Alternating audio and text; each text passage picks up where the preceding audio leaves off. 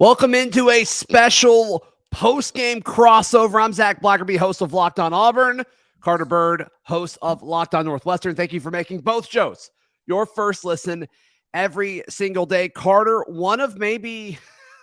That was one of the worst things I've ever watched in my life. I mean, total disaster, 43-42. And yeah, that is a college football score. Two teams that were undefeated going into this. Not a great look. Not a great look at all. And, just from the Auburn perspective, it's like, gosh, 5 of 21, 23% from three, 26% from the floor. So that's terrible. Then you scroll down to the Northwestern stats, and it's like, 2 of 24 from three. That's somehow worse. Chase Audige hit his three there to go up one late. And that was the second one of the game. And I was like, oh my gosh, this game is just disgusting and gross. And neither team could have any sort of shot selection or anything that looked, it was ugly. It just was ugly from start to finish. It was a slow start and it never really heated up. There was a moment where the announcing crew was like, Northwestern really would prefer this game to be played in the 60s, but Auburn would prefer it to be played in the 80s. And it was like 19-19. And I was like, on what planet are we getting to 60 points? Like, there's no chance of that. Well, yeah. they almost didn't get to 60 points combined. Right. Well, yeah, I think like 10 minutes into it, I almost texted you. I was like, boy, I hope you took the under on this. And I had no idea how much that trend would continue. Holy cow. Gracious. Biggest takeaways from this, and I haven't followed Northwestern closely. Obviously, you have, but we've talked about this before with Auburn, where it's like sometimes they're going to shoot well, sometimes they're not. But still, on nights where they're not, they get so many possessions typically because of what they create on defense. It's like, okay, cool. They're still going to score 70, and their defense is usually going to be good enough. No, they scored 43 points, Carter, which is nowhere close to enough points to win any game in the SEC this year. So I will say both of these teams are fairly similar that they play really, really good defense. They turn their opponents over. They get a lot of steals. They get a lot of blocks. Northwestern actually had more blocks, steals, and forced more turnovers in this game than Auburn. Auburn just somehow found a way to make slightly more out of their possessions, but not by a lot. I knew both teams played good defense coming into the game. I didn't expect it to be that, because that was something that I don't remember the last time I've seen a game from really either of these teams that looked that just gross. Yeah, I try to not be negative after a win, but it's really hard to take a whole lot from that. I mean, I'm just looking at here's the shooting from the 10 starters. Auburn's Jani Broome, 1 of 3. I'm just going to go down. 1 of 3, 0 of 4, 4 of 10, 1 of 9, 0 of 2. And then looking at the Northwestern starters, 1 of 9, 1 of 2, 2 of 9, 3 of 13, 4 of 13. That's just not one player was effective offensively tonight for either team. Well, so that's something that's been an issue for Northwestern this year is Boo Buie and Chase Audige, two guys right there that are supposed to be kind of the powerhouse, the engine of this team. Well, they've been pretty inefficient all year long. Boo Buie last Friday he finally had a good game where he was efficient and dropped 28 points in that game. Chase Audige last night, he was efficient. He dropped 20. Well, they went 7 for 26 combined and were 1 of 10 from 3 as a group. It was ugly, and it was when those two guys are both inefficient at the same time and you don't get anybody else that steps up, it's hard for Northwestern to score points. And then when you get a 1 for 9 performance on the Auburn side out of Wendell Green and 0 for 2 out of Zep Jasper, and 2 of 8 out of Katie Johnson, it's the same deal. The guards in this game were so wildly inefficient with their opportunities. At one point, I do believe Wendell Green started like 0 for 8 in this game. I think he may have hit his last shot. It was the guard play on the offensive side was about as bad as I've seen. I mean, it was bad on both ends, right? You mentioned Wendell Green. I think he finished with 2 points, right? And it was like right at the end of the game. It's like, wow, how fitting. He finally scored, and it was in such a key moment. Yeah, the only 2 for both him and Zepp, which is wild.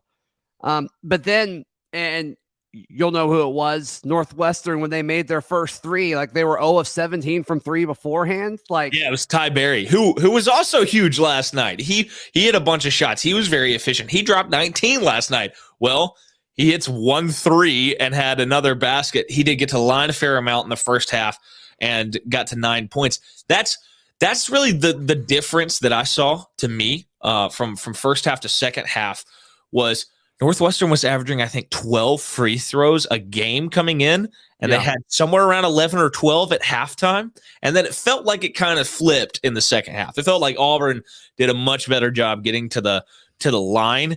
And that's when you saw when both teams can't score in live action, that's when you saw that momentum kind of shift. Yeah. All right, so we're currently live on Locked on Auburn and Locked on Northwestern. Be sure to like and follow both pages or subscribe. Really appreciate it.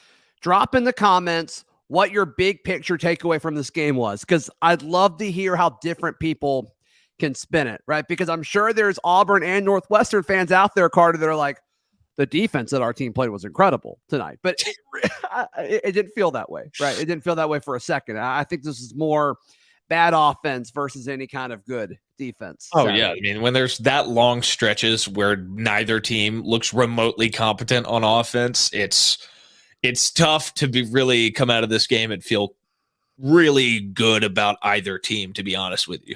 Yeah. All right.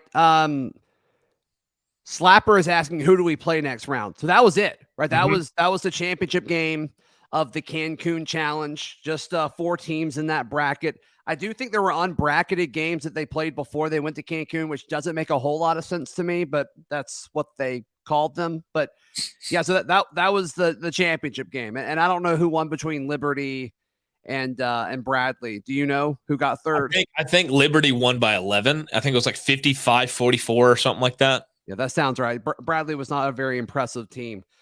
So that sounds believable for sure. So yeah, this wasn't a very stacked non-con tournament. It was not, Carter. It was not. And so like I don't really know what the big picture takeaway is. Frankly, when I remember when the field got announced, my initial thought was, man, Auburn should really roll over everybody in this tournament because of the level that program has been at compared to the rest. And then Northwestern, from watching the beginning of this season, they showed they didn't shoot well tonight, but in previous games, they've been pretty good from 3. They've been really good on defense. And so I started to get a feeling that, okay, maybe they can make some noise in this tournament. Maybe they can make some noise this season if they continue to shoot the 3 and play that defense. Well, the 3-point shooting did not show up tonight, but the defense certainly did, as both of these teams were way down in the 20s from field goal percentage. And I mean, hey, Carter, on that, Jesse says it had to be frustrating for Northwestern fans watching the team shoot so many threes. Is that how Northwestern typically scores? Are they normally better than this? What's your reaction to that? Well, you see, there's a few guys who have been pretty efficient from 3 this year. Robbie Barron, who's 0 for 5 tonight, he's pretty good from 3. Ty Berry's been pretty good from 3 as well. Chase Audige can get really hot. He was just 1 of 4. Ty Berry 1 of 6. Boo Buie, that's the one that frustrates me the most. What a great name, by the way. Because, Boo Buie? Are you kidding me? Because the only game we've seen him shoot the 3 really well at all is that Purdue-Fort Wayne game where he went 7 of 13 from 3 and dropped 28 points in that game. And frankly, I think he carried a little bit too much confidence off that 28-point performance coming into this because his shot selection all tournament long was really bad. They had the lead there late, and he took a super long contested 3 when I think there was still time on the shot clock. And it's just, there's these moments where you're like, what are we thinking here with this shot selection? And especially Boo Buie being such a high volume guy, but so wildly inefficient in a tight game like that late. Yeah, it's frustrating to watch him jack up some of those 3s. Yeah, seeing several comments. Colonel Steve saying Yohan and Wester looked lost in the offense. Harrison says, where was Chance or Yohan? Like somebody earlier in the show said, Yohan or Janai Broom needs to get a little bit tougher down low. These newcomers for Auburn, there was a lot of like, okay, we need you to come in and be effective right away. And they've all had moments, with the exception of Trayor. He looked good in the exhibition game, but I haven't really seen him turn that corner yet, and we'll see. I'm always hesitant to talk about freshmen before Thanksgiving, but we're recording this just hours away from Thanksgiving, Carter. And so it's getting to that point where it's like, okay, you need to start to turn the corner here. And Janai's played, multiple years of college basketball. So you kind of expect him, even though he was dealing with that ankle situation, we've seen enough of him now, enough pop from him now where it's like, okay, we need to see this a little bit more. There were times in this with Janai, and we'll talk about Westry in a second, but with Broom down low, he got pushed around. It reminded me a little bit of like, okay, I believe you're the better basketball player in this matchup, which reminds me a lot of Walker Kessler versus Florida last year. Oh, Castleton. Yeah. It kind of reminded me of that, though, where it's just like, man, they're just pushing him around. And I'm not this guy, but like, I don't think the officiating was super great. I'm just going to be honest with that. But Janai got pushed around tonight. Dylan did too. What do you think about the matchup down low? I do think that it's, for a team like Auburn, when you look at who they had played coming into this point in the season, you hadn't seen them go against, I guess, another Power 5 kind of level team that plays really, really good defense. They ran into that here. You saw Matthew Nicholson down low. He's a big guy. You have to have a big guy in the Big Ten going against some of the kind of beast centers that you will see around the conference. I mean, you can look at Illinois the last few years with Kofi Coburn, and you look at Michigan. All these teams have somebody who's really good. I mean, he's 7 foot 255 down low, and I don't think that was something that maybe Auburn had seen yet this year. And it was I think that it was a unique challenge, and I think maybe for an Auburn team that was ranked so high and was kind of starting to feel pretty good about themselves coming in, this is a little bit of a wake-up call for them, maybe a test that like, oh, hey, you may not be what you thought you were to this point in the year.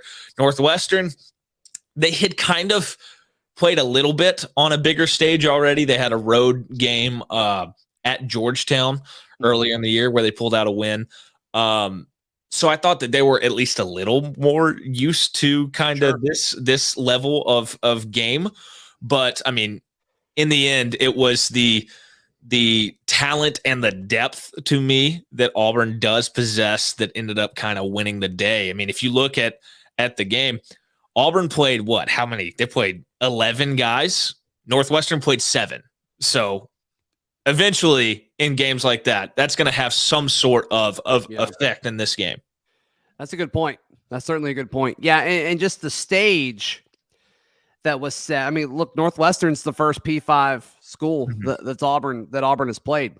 And I think it's going to end up being a pretty decent win, probably a more decent win than we thought. Northwestern was 5-0. Now they're 5-1. I think they'll probably be a solid Q2 win by the end of the year. Do you think that's fair? Q2, maybe high Q3?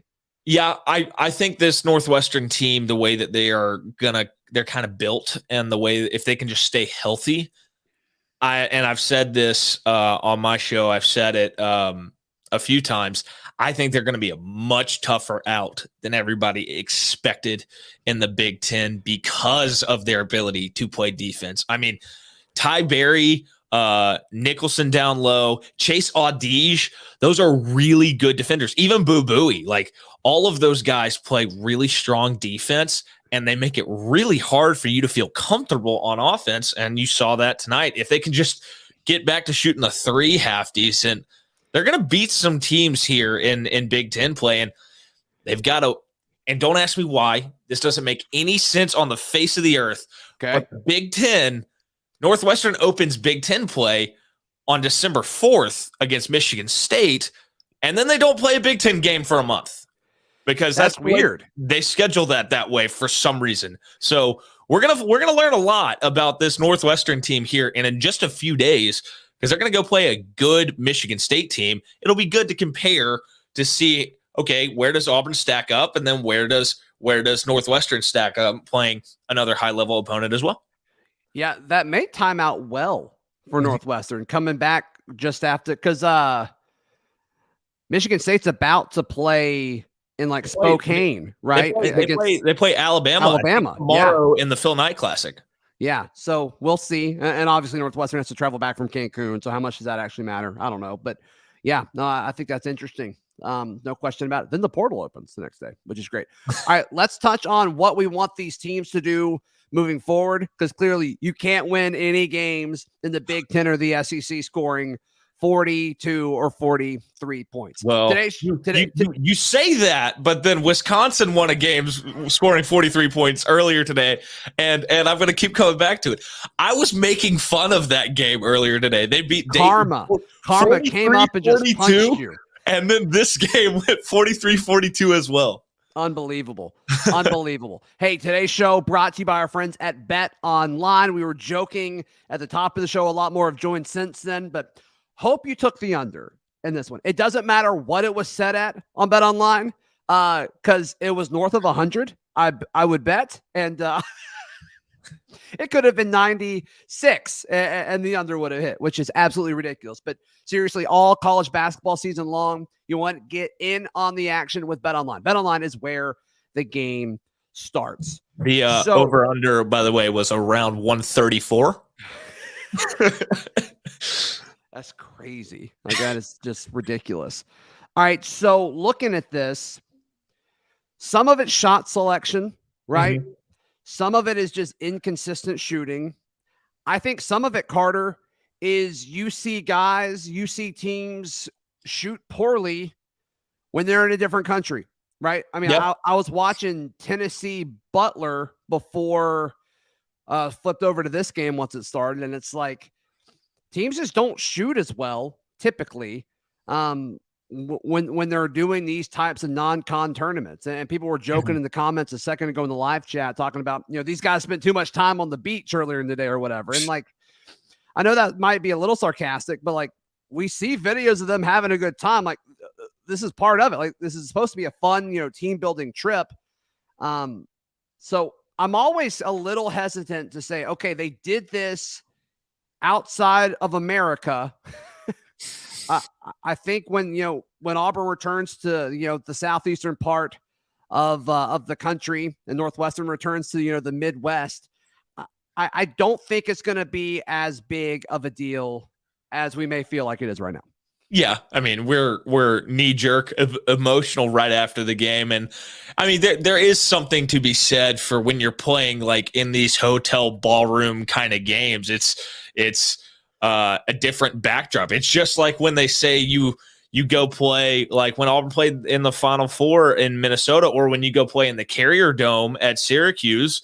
I mean, the backdrop, all of a sudden you're in basically a football stadium, or you are in an actual football stadium, and it's a different feel, and the depth perception, everything's different. And maybe that had something to do with it. But on the Northwestern side, man, it's been a while since I've seen that many shots in the paint miss the rim by feet, like multiple feet. Like there was one there in the second half for sure where Chase Audige goes up from about 6-7 feet and misses 3 feet short, and it's just like, this is tough. They just weren't even close on both sides of it. Wendell had a few air, but it's just like, what do you do? Like were your eyes closed when you shot that? I mean, but all these players are better than that, and so agreed. It's just it's a weird thing, and sometimes I think just the flow of the game, the way games develop, is just different. I mean, Jalen Williams and Sam Howell saying Jay Will's run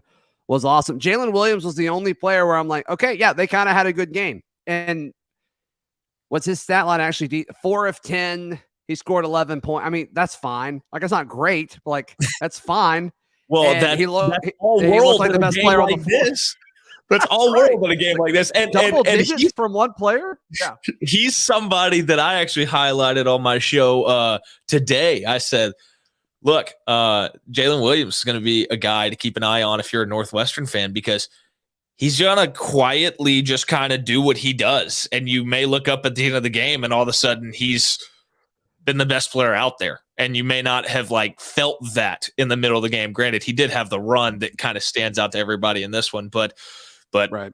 I tell you what, when you lead, did he lead everybody in scoring? He led everybody in scoring in the game with 11 points. That's amazing. No, Katie Johnson had 12. Oh, he did? I missed that. Okay. Yeah, he's tucked away at the bottom of the score sheet. Yeah, Katie Johnson had 12. Because they had to be all free throws, right? He was 7 of 7 at the line. Good for KD. I would not have taken that bet. Good for him on that. He actually had a pretty good Cancun trip, now that I think about it. So good for him. Attacking the rim. Drew saying which means Auburn. I'm assuming he's got Auburn in his profile picture. We haven't been able to shoot all year. Just a reminder, this is going out on Locked on Auburn and Locked on Northwestern, folks. We haven't been able to shoot all year. Drew, I'm going to disagree with that. I mean, we saw this Auburn team last night in the first round of the Cancun Challenge. They shot like over 40% from three. And I believe the night before against Winthrop, or the game before against Winthrop, they did as well. So I don't know if I'm buying that. The offense hasn't been as efficient in every game. But what happened tonight is just ridiculous. Like, that's just not really going to happen. That's kind of how I feel about Northwestern as well, because I mean, they have been a much better 3-point shooting team all year long. They were 36% last night, and they're a really bad 2-point shooting team for sure. But and you obviously saw that all game long here. Yep. Jesse saying Northwestern showed future Auburn opponents how to handle Broom, crash him as soon as he gets the ball. I mean, Auburn dealt with that last year with Kessler too. I mean, that's what you do when you see the opposing big be a threat offensively. Is as soon as they get the ball down low, you swarm them. That's we'll see. We'll see what happens with that. To the point I was making earlier, I don't think that's entirely fair to say right now, because this is the first time again that Broom saw a big man that's legitimately significantly bigger than him down low, and you saw a team that plays this level of defense. And I mean, you got to give him some time to adjust, and I'm sure he will. Just like both of these teams will make adjustments off this game. That's why this is game 6 and not a conference game in the middle of Big Ten or SEC play. Like there's time for both of these teams to grow for sure. I think a couple, let's see. Tyler saying our shooting was still better than the commentators. I think that's objectively funny. I think Auburn and Northwestern can both agree. There was that.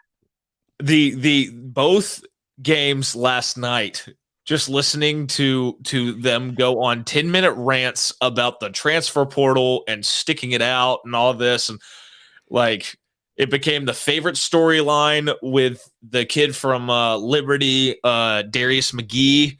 Yeah. I talked about it with Dylan Cardwell nonstop. And like the Dylan Cardwell played behind Walker Kessler narrative was something that they did not shut up about for 2 straight games. Yeah, that's right. And then he talked about like the windy part of the arena. I know he was doing a joke, but that was funny too. Nasty Dora says, tonight was one of those nights you just try to survive and hope to make one more play than them. I mean, that's what it came down to at the end. It was back and forth. It's like, all right, who's gonna do the last one? My buddy Jack Carter, he's saying couldn't watch the game. What happened? Is Jack the real winner of tonight? Jack, you need to just say, okay, I've won. Thank you. Well done, Jack. Don't watch it again. It was awful. You could probably watch the highlights because it'll only be like 20 seconds long. Yeah, there'll be like a couple dunks, and you'll see like 1 3 made on the Northwestern side, and that's it. Goodness gracious. Yeah, and Tehran is saying, every team will have bad nights, and it's like, yeah, that's 100% true, and I agree with that. And I think both Auburn and Northwestern are going to have to deal with that. I think that's how their guards are going to be playing, right? And a lot of that's just college basketball as a whole too. But tonight was just worse than just having an off night. That, you know what I mean? Like it's just almost so bad that I just don't think it's going to happen again. Carter. It was both teams having a catastrophically awful night on offense at the same time.